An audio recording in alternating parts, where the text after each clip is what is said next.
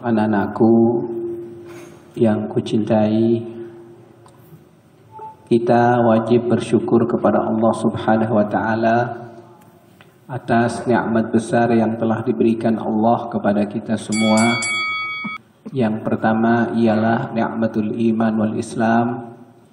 Yang kedua adalah nikmat as-sihha wal afiyah. Adalah satu anugerah Tuhan yang diberikan kepada kita yang tak terhingga, sehingga tak ada yang bisa kita lakukan kecuali berterima kasih kepada Allah Subhanahu wa Ta'ala. Seperti kita ketahui bersama bahwa peringatan Maulid Nabi besar Muhammad sallallahu alaihi wasallam ini awal yang memulai adalah seorang tokoh Ahlus Sunnah wal Jamaah, yaitu Raja Muzaffar di wilayah Irbil, sekarang negara bagian Irak, yang pada waktu itu terjadi musim kemarau panjang, kekeringan, kurang air, tumbuh-tumbuhan tidak bisa subur, bahkan kering. Kemudian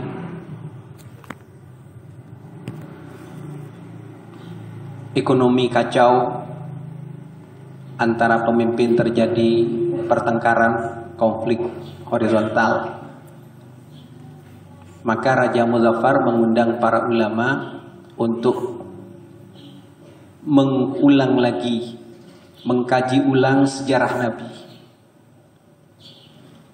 akhlaknya, sikapnya, perilakunya, ibadahnya diungkap kembali dalam sebuah forum, yang forum itu kemudian disebut dengan Haflah Maulidir Rasul, perayaan peringatan hari kelahiran Nabi besar Muhammad sallallahu alaihi wasallam.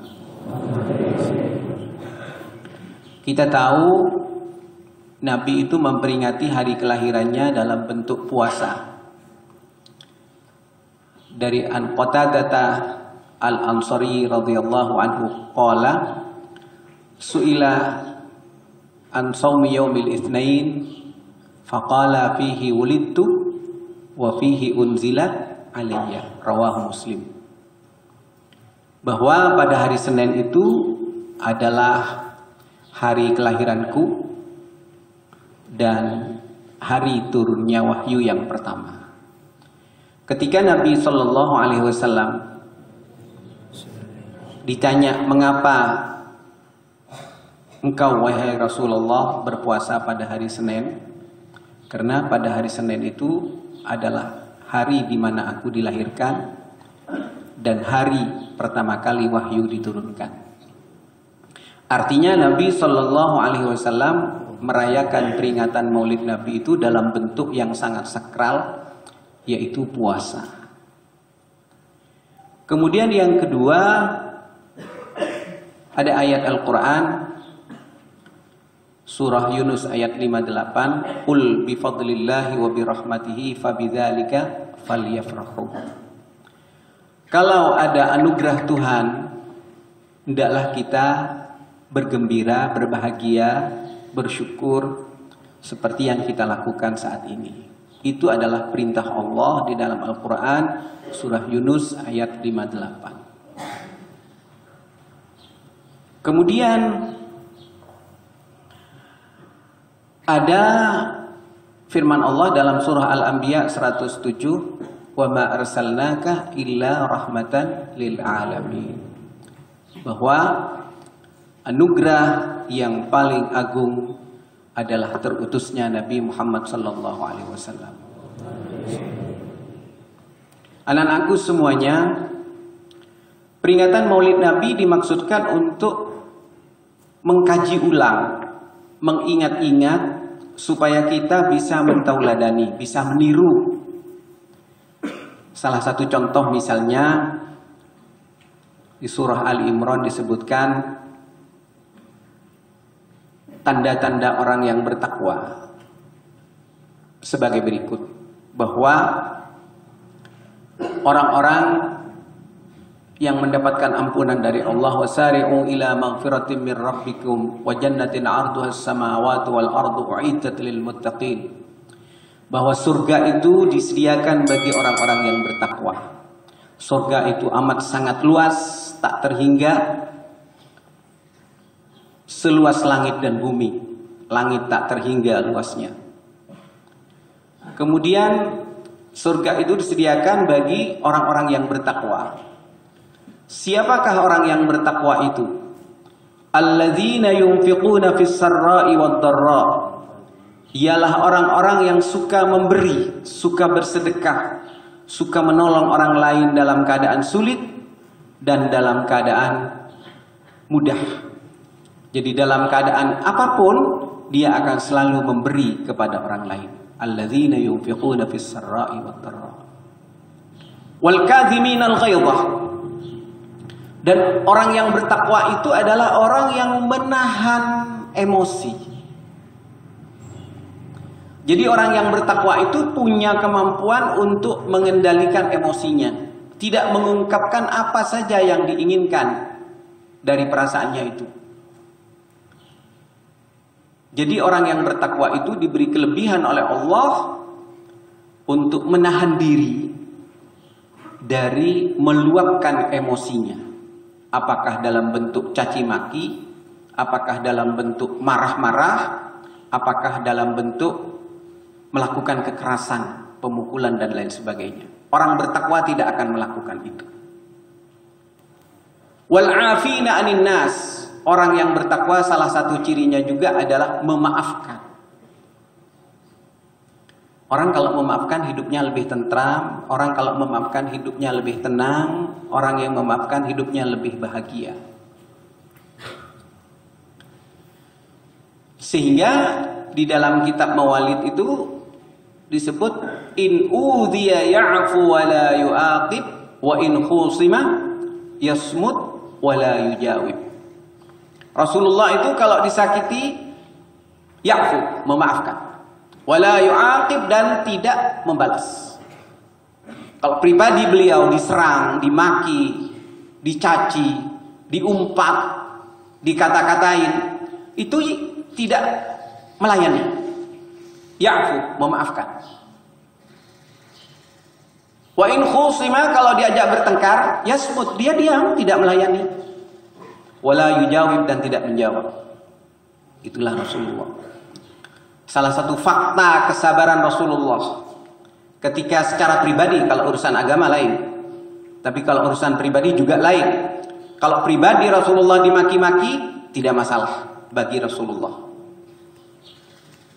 Satu saat istri Rasulullah yang bernama Aisyah, ya, salah satu istri beliau adalah siapa? Aisyah. Aisyatun waqaf Satun wa sauda sofiyatun maimunatun wa ramla idun wa zainabun adadu aidiha lil mu'minina ummahatun wadiha. Sudah. Jadi Aisyah itu setelah beberapa minggu wafatnya Rasulullah dikunjungi oleh ayahnya. Siapa ayahnya Aisyah itu? Abu Bakar As-Siddiq. Abu Bakar itu datang kepada Aisyah. Aisyah, anakku, adakah di antara amaliyah Rasulullah yang belum aku amalkan? Karena aku senang mentauladani apa yang menjadi amaliyah Rasulullah. Salat sunnah semua dilakukan. Tahajud, duha, awabin, isyraq, salat hajat, salat istikharah, semua saya lakukan. Bersedekah sudah saya lakukan. Berbuat baik sudah saya lakukan. Adakah di antara amalia Rasulullah yang belum saya amalkan? Aisyah menjawab, ada wahai ayahku. Apa itu? Tuh di pojok sana ada orang Yahudi yang kerjanya maki-maki Rasulullah. Orangnya buta. Orangnya buta. Tapi dia setiap hari maki-maki Rasulullah. Tapi Rasulullah sangat sabar dan tidak menghiraukan pada maki-maki orang itu. Rasulullah datang menyuapin dia setiap hari. Diberi bubur oleh Rasulullah, diberi roti oleh Rasulullah, diberi kurma, diberi anggur. Setiap pagi meluangkan waktunya untuk membantu orang yang membutuhkan. Orang buta, agama Yahudi, tetap beliau bantu walaupun memaki-maki.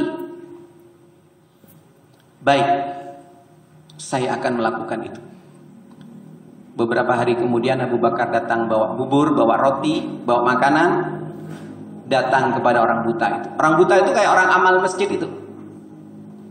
Saudara-saudara, tahukah saudara siapa yang namanya Muhammad? Muhammad itu penipu. Muhammad itu tukang sihir. Hati-hati kalian jangan sampai tertipu dengan Muhammad. Abu Bakar mendengar itu merah telinganya. Marah. Tapi dia nahan. Baik orang yang bertakwa dia menahan. Bagaimana kalau Rasulullah mendengarkan ini? Padahal ini sudah dilakukan setiap hari kepada Rasulullah, memaki-maki Rasulullah di depan Rasulullah, di mana orang itu dalam kondisi tidak melihat, karena nggak tahu bahwa yang di depannya sebenarnya adalah Rasulullah. Hati-hati ya saudara, itu Muhammad tuh penipu. Disuapin, ayo pak makan pak. Terus setelah itu, ini kok gak enak makanannya. Biasanya orang yang setiap hari ngasih makan saya itu makanannya enak, tidak seperti ini. Lagi kalau nyuapin kaku dan kasar. Orang yang biasa nyuapin saya itu bukan kamu. Mari pak dimakan pak, disuapin sama Sayyidina Abu Bakar. Terus maki-maki orang itu. Orang yang datang pada saya yang ngasih makanan kepada saya, nyuapin setiap hari, orangnya lemah lembut, baunya harum, orangnya santun, kata-katanya bagus. Kamu ini kok kaku gitu. Tidak tahan Abu Bakar. Tidak tahan, sudah ditolong masih maki-maki. Abu Bakar mengatakan, Bapak, itu orang yang panjenengan maki-maki, itulah yang namanya Muhammad pak. Yang ngasih makan sampean setiap hari dengan lemah lembut, yang baunya harum, yang orangnya santun, itulah Muhammad pak. Sekarang mana dia? Dia sekarang sudah dipanggil oleh Allah, sudah wafat. Inna lillahi wa inna ilaihi raji'un. Saat itu juga orang Yahudi itu membaca 2 kalimat syahadat, asyhadu an la ilaha illallah wa asyhadu anna muhammadar rasulullah. Itulah Nabi Muhammad. Kalau disakiti dia memaafkan. Wal 'afina 'anil nas, memaafkan. Mudah-mudahan kita bisa mentauladani Nabi Muhammad ya. Bisa memaafkan dan memaafkan. Kalau kita memaafkan, hidup ini lebih tentram. Tidur lebih nyenyak. Karena tidak mikir omongan orang. Tapi kalau kita tidak memaafkan, omongan orang jadi pikiran. Jadi mimpi buruk. Tidurnya mimpi dikejar macan gitu ya. Dikerubung kera gitu ya. Karena pikirannya mikir omongan orang yang tidak enak itu.